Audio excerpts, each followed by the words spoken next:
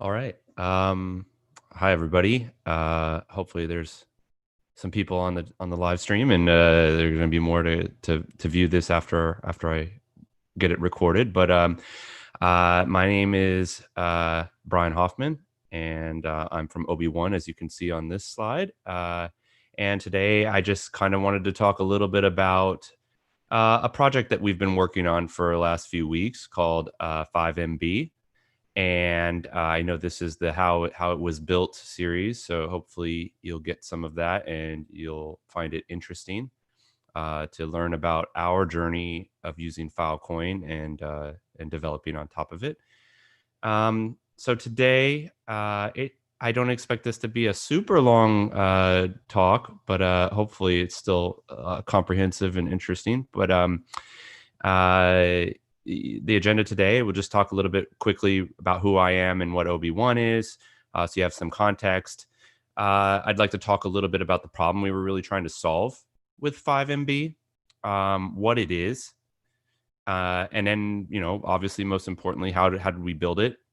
And then I just wanted to, I think with any new and growing project, you want to talk a little bit about the challenges that you had to either overcome or that you're still experiencing, so that we have an idea of where we want to go to from here, and how things can get even better. And then just briefly kind of where we want to go to next, or where it could go next. Like I said, my name's Brian Hoffman. I'm currently the CEO of Obi-Wan, which is a venture-backed startup. We've been around since 2015. My background is technology, so I'm a tech CEO.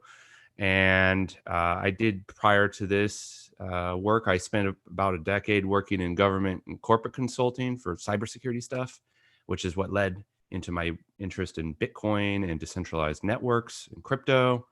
And so that's a little bit about me. Obi-Wan, the company, sprung out of a project called Open Bazaar, as you probably see above me if you can see my video. I don't know if you guys can see my screen, but it's an open source decentralized marketplace, and we built it on top of IPFS. So pretty intimately familiar with Protocol Labs and the technology that's been built there for the last few years. These are just some of our products real quick that we've built. Open Bazaar is our big one. We have a wallet called Haven that has a marketplace built into it. One of the cool things about these two, and why it's worth mentioning here, is that we've integrated Filecoin into the app. It hasn't launched yet because we're going to be launching it with mainnet.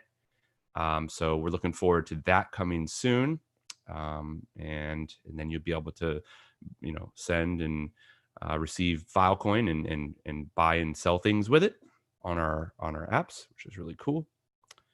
But what we're here to talk about today is a problem that came up when we were discussing how Obi-Wan could help with some of the Filecoin things going on.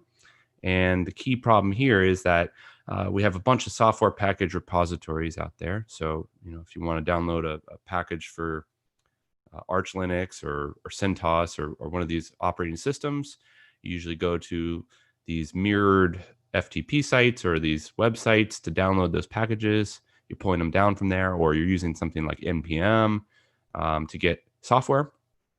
And one of the issues that the repositories have is that they have to ask all these people to mirror this content, or there's a lot of content that they put out there so people can get it, but it's not really being used very often. So it could be an obscure package that maybe only a few people need every once in a while, but yet that data has to stay online somewhere, and that presents a challenge.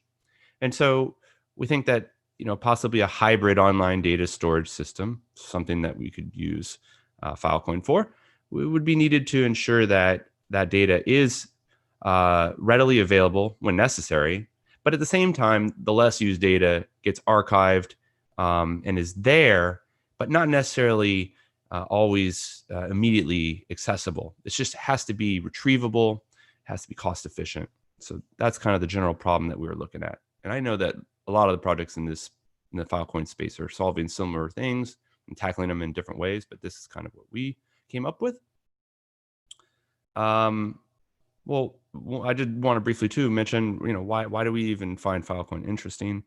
Um, like I mentioned earlier, we've been building on top of IPFS for years now, and OpenBazaar is built on top of it, and the entire network, the whole marketplace is accessed by peer-to-peer communication using IPFS, and all the data is stored by those nodes in kind of an altruistic way, not necessarily fully altruistic, but in a way that they all are contributing to the network and they're not paying for it. You're not paying other people to store it. So we feel like Filecoin could be a way to move towards a more sustainable data ecosystem where you're not just asking people to store data. Sometimes people can't store data. If they're on our Haven wallet, it's a mobile device. They're typically not running the app all the time. On iOS, it would get backgrounded or something and get killed. And so there still needs to be more reliable and sustainable way to store that data, and for other apps as well. There's tools and applications that are still needed. Even though Filecoin is making really good progress, there still needs to be more and better tools for managing the network and using the network, and providing consumer-facing applications that let them get to the data that they want, such as the source code repositories and the package repositories. And most importantly, in my opinion, the Protocol Labs team and the contributors involved with building things like IPFS and libp2p and all the other underlying technologies that kind of have gone into Filecoin, it really has shown that it can work, it's strong, and it's growing in the right direction compared to a lot of the competition out there. And so, we consider it a very trusted brand and a group of developers. So what is 5MB? So you might not recognize what's in the photo. Basically, this is a 5 megabyte hard drive. This is from 1956. It's one of the very first hard drives considered portable, or moving it somewhat. But so we just decided in honor of that, since we're talking about storage, to call the project 5MB. We really didn't have much of a better reason to call it that, but it's an experimental project that we've built to make software package repositories available via the web, and it uses IPFS and Filecoin. So these are the tech components that primarily go into building this. So we have a Golang-based repository processor service that we've tentatively called Amazon because it's involving packages and delivering packages. So I don't know that we might get sued for that. So that'll probably have to change at some point, but that's the working title for the moment. We have a Golang-based HTTP server that serves up the front end. We use PowerGate, obviously, in the middle of the diagram that helps us facilitate the communication between IPFS and Filecoin, dealing with that. Behind that, we have Lotus. We also use MongoDB to back as the backend data store for our application. We use IPFS, obviously, here. And we also have some rsync scripts.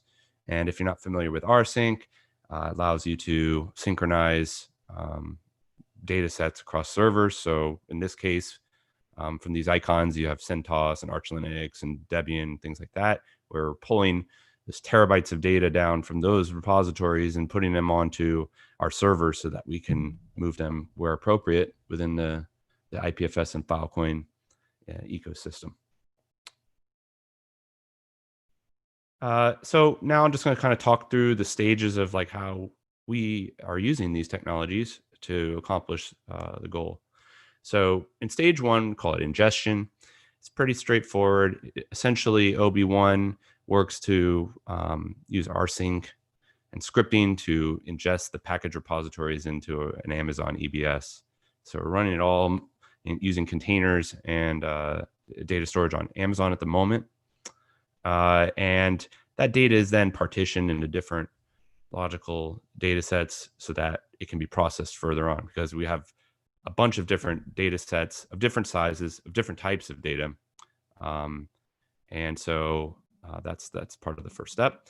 And then, going forward, you have to do periodic synchronization of these data sets, because each one of these repositories updates their content at different time periods. Some of them are updating every hour, some are every 24 hours, some less than that.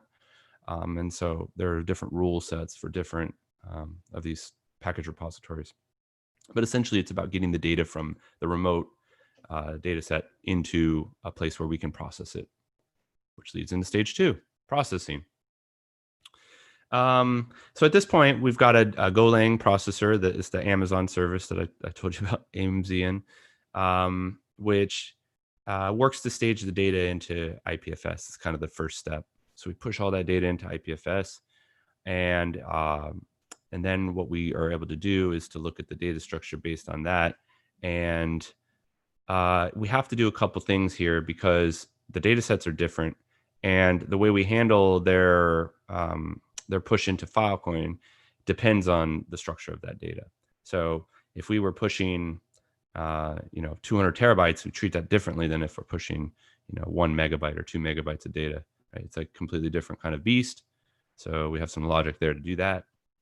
And then we basically break up these objects into buckets, what we call buckets. And I know this is kind of an overloaded term. I'm sure the textile guys are probably like, we have buckets, but essentially they're like buckets.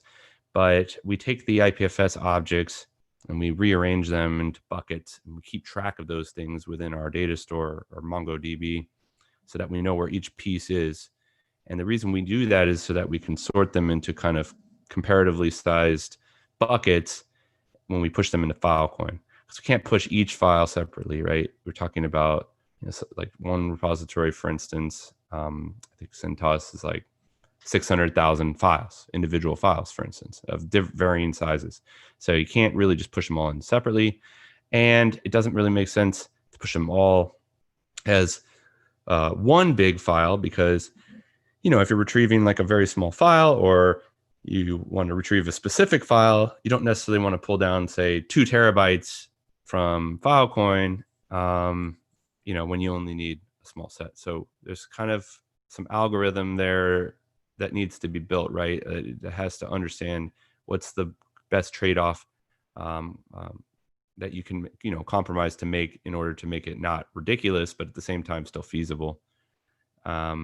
And so that's kind of the processing phase. And this is a bulk of kind of the work that we've spent, the time that we've spent on building this is really in this stage, because it is, it's a very, you want to do it properly because, it has to be functional, it has to be usable. Then we move on to stage 3, which is called archiving. And at this point, this is when the data buckets are now getting pushed into Filecoin, and we use PowerGate to do that. This is another very challenging area, and I think that a lot of people probably have these challenges, which is like so much can go right or wrong when you're doing these storage deals, and now we're talking about hundreds and hundreds of deals and of different sizes, different miners. It's definitely, you'll come across a lot of interesting problems there to work through. It doesn't always work as planned, but this is the part where we're handling those kinds of things. So we have code that monitors and handles the deal errors, and we track that. And that information is also part of the MongoDB that we've built. And then I have here is, one to-do we'd like to do is to be able to better expose that information through the web.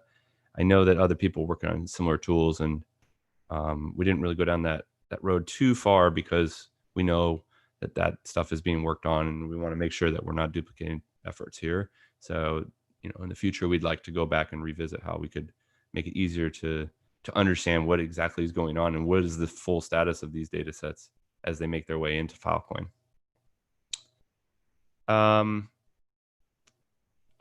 And I did a horrible job of proofreading this because this should be stage 4, retrieval. Basically, what we've done is we've just modified the existing IPFS UI, which we thought would be the most expeditious way of getting this out the door so people could use it. And you can see here on the slide a screenshot of that's the CentOS repository that we've pushed into IPFS and Filecoin.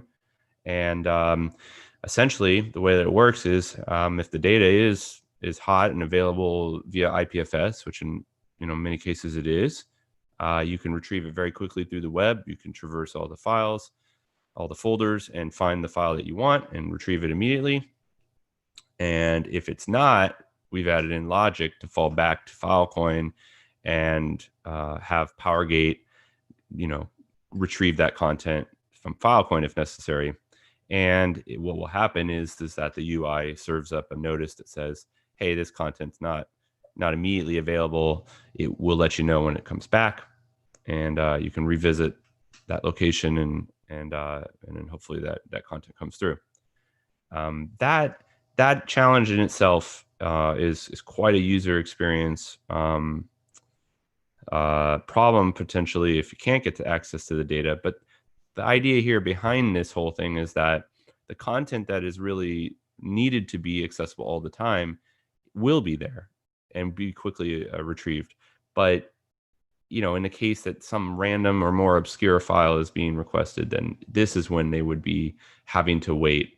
And in this case, we've kind of abstracted away the payment piece of it as well. So we don't require people to pay the Filecoin to go get that. We handle that behind the scenes for now. And so really it's just a time delay on their side.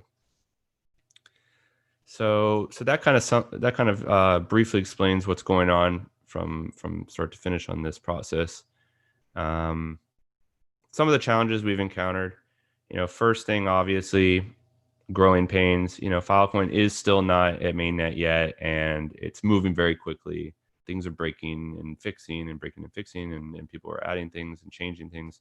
And that goes across the whole stack, because not only are we working with Lotus, but we're working with PowerGate. And I know the Textile team is working really hard to keep up with that and improve that. And they've been really, really great to work with. Everybody's been really great. So that's awesome and very helpful. Secondly, as I've mentioned several times in the discussion here, user experience is super important. I mean, we've always been building software as a company over the last 5 years, like focused on the user experience. I mean, in crypto and decentralization applications, user experience is kind of sometimes the second priority to just making it work or other things. But we really wanted to find a way to make it so that it's usable and practical, and not just an exercise just to say we did it. And then finally, this is such a steep learning curve, I think, for the technologies. I mean, it's just such an immense amount of code and logic and verbiage and different, it's like a completely different vernacular, I think, from a lot of what people work on. You have to kind of get a hold of in order to really understand how to handle things when they come up. And we're still kind of grappling with that, but I think that that's one of the exciting things about it is obviously learning, and you're doing something that no one else really is doing. So that always comes with a steeper learning curve than normal. So where to next? So these are just a few of the ideas that I have, I think, for at least this project. So we're just focusing on that, which is, I think that there's a lot of room for growth on the UI side to really kind of manage the entire pipeline from all the way from ingestion to presentation to the user, and a lot on the management side of that. And, one of the biggest things about dealing with Filecoin is just, there's just an immense amount of different actors and processes going on at the same time. And there's also the other, the extra challenge of time, which is that, in building online applications, it's not a lot of things that present a very challenging time constraint on top of that. That's pretty unique. We also are going to be, and we're already in the progress of doing this, which is expanding the data sets that are available online. So at the moment, I think we're targeting about 11 terabytes of data, and we're going to try and get that all up and going. I think that as we expand, we're going to start running into some scalability difficulties, and that will be interesting. And we're going to try and figure out how to handle that. And then, finally, doing this kind of just the process of like pushing that much content into Filecoin for repositories that change pretty quickly.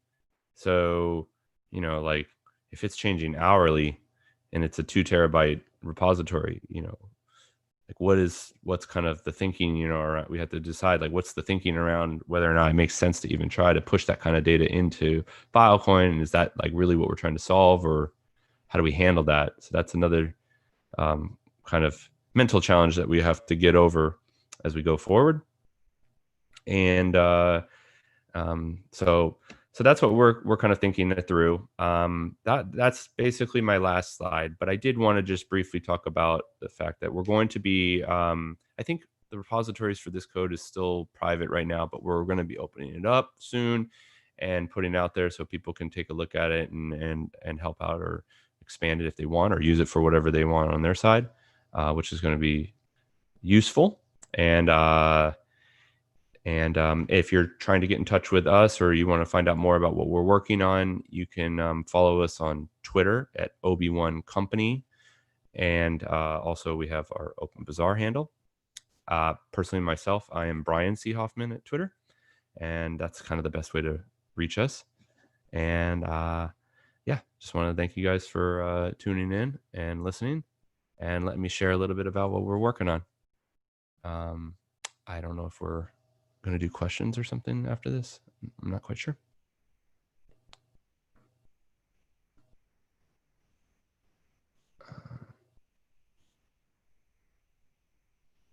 Yeah. So let's see here. Okay. Should I stop the share?